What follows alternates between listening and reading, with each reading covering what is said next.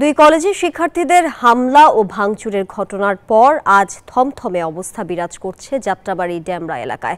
College ভাঙচুরের ঘটনায় পাল্টাপাল্টি অভিযোগ করেছেন মাহবুবুর রহমান মোল্লা ও সোহরাওয়ার্দী কলেজের দুই অধ্যক্ষ। মোল্লা কলেজের শিক্ষার্থী অভিজিতের মৃত্যুর ঘটনা ন্যাশনাল মেডিকেলের চিকিৎসকদের গাফিলতি নেই বলে দাবি করেছে প্রতিষ্ঠানটি। অনাকাঙ্ক্ষিত ঘটনা এড়াতে সতর্ক অবস্থানে ছিল আইনশৃঙ্খলা বাহিনী। গত রোববার ও সোমবার ন্যাশনাল মেডিকেল, কবি নজরুল, সোহরাওয়ার্দী ও মাহবুবুর রহমান মোল্লা কলেজে পাল্টাপাল্টি হামলা চালায় শিক্ষার্থীরা। এই ঘটনায় প্রায় অর্ধশতাধিক শিক্ষার্থী আহত হয়েছে।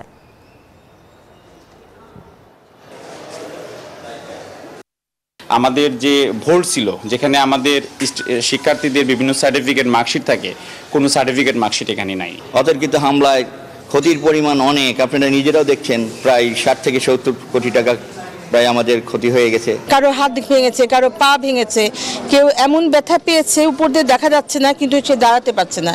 কিছু বাচ্চাকে আটকে রাখা হচ্ছে, তার ট্রমাটাইজড।